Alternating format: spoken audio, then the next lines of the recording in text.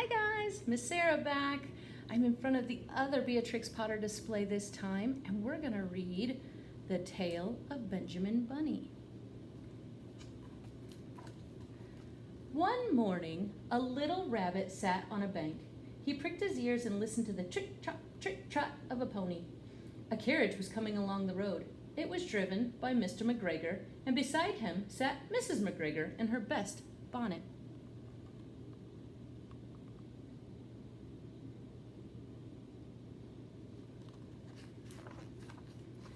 As soon as they had passed, little Benjamin Bunny slid down into the road and set off with a hop, skip, and a jump to call upon his relations who lived in the wood at the back of Mr. McGregor's garden.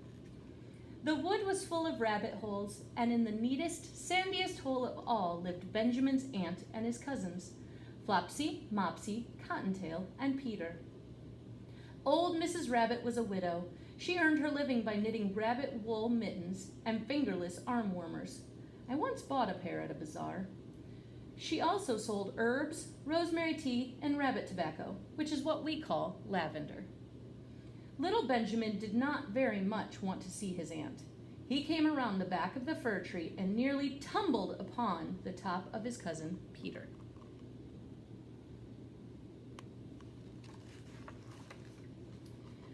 Peter was sitting by himself. He looked poorly and was dressed in a red cotton pocket handkerchief. "Peter," said little Benjamin in a whisper, "who has got your clothes?"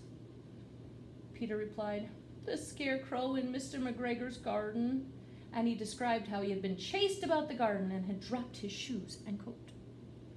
Little Benjamin sat down beside his cousin and assured him that Mr. McGregor had gone out in a carriage, and Mrs. McGregor also, and certainly for the day, because she was wearing her best bonnet. Peter said he hoped that it would rain. At this point, old Mrs. Rabbit's voice was heard inside the rabbit hole calling, "Cottontail, Cottontail, fetch some more chamomile."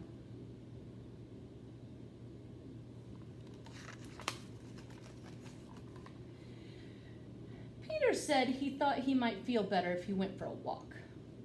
They went away hand in hand and got upon the flat top of the wall at the bottom of the wood. From here they looked down into Mr. McGregor's garden. Peter's coat and shoes were plainly to be seen upon the scarecrow, topped with an old wool cap of Mr. McGregor's. Little Benjamin said, "It spoils people's clothes to squeeze under a gate. The proper way to get in is to climb down a pear tree." Peter fell down head first, but it was of no consequence, as the bed below was newly raked and quite soft. It had been sown with lettuces. They left a great many odd little footmarks all over the bed, especially little Benjamin, who was wearing clogs. Little Benjamin said that the first thing to be done was to get back Peter's clothes, in order that they might be able to use the pocket handkerchief.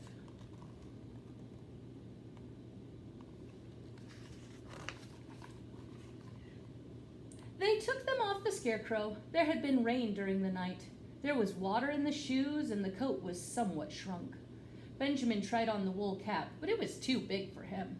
Then he suggested that they should fill the pocket handkerchiefs with onions as a little present for his aunt. Peter did not seem to be enjoying himself. He kept hearing noises. Benjamin, on the contrary, was perfectly at home and ate a lettuce leaf.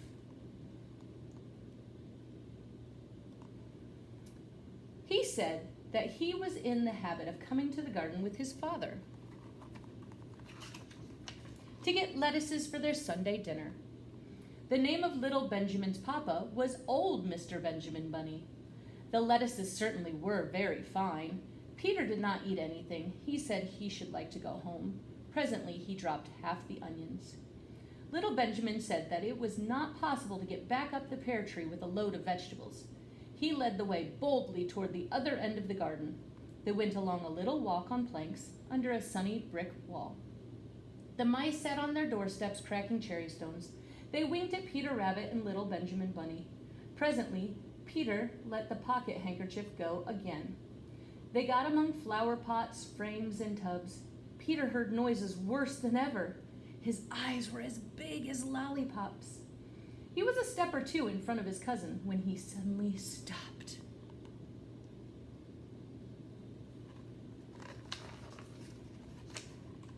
This is what those little rabbits saw round that corner. Little Benjamin took one look, and then, in half a minute less than no time, he hid himself and Peter and the onions underneath a large basket. The cat got up and stretched herself and came and sniffed at the basket. Perhaps she liked the smell of onions. Anyway, she sat down upon the top of the basket. She sat there for 5 hours. I cannot draw you a picture of Peter and Benjamin underneath the basket because it was quite dark and because the smell of onions was fearful. It made Peter Rabbit and little Benjamin cry. The sun got round behind the wood, and it was quite late in the afternoon, but still the cat sat upon the basket. At length there was a pitter-patter, pitter-patter, and some bits of mortar fell from the wall above.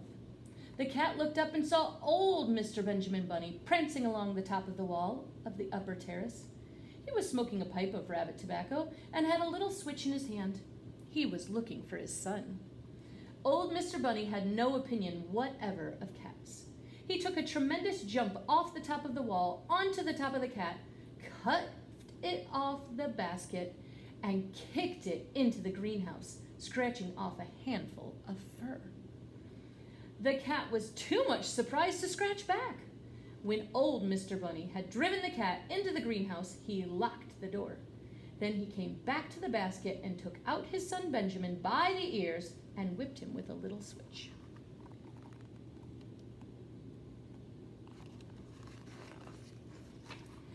Then he took out his nephew Peter. Then he took out the handkerchief of onions and marched out of the garden. When Mr. McGregor returned about half an hour later, he observed several things that perplexed him. It looked as though some person had been walking all over the garden in a pair of clogs, only the footmarks were too ridiculously little. Also, he could not understand how the cat could have managed to shut herself up inside the greenhouse, locking the door upon the outside. When Peter got home, his mother forgave him because she was so glad to see that he had found his shoes and coat. Cottontail and Peter folded up the pocket handkerchief, and old Mrs. Rabbit strung up the onions and hung them up from the kitchen ceiling with the bunches of herbs and the rabbit tobacco.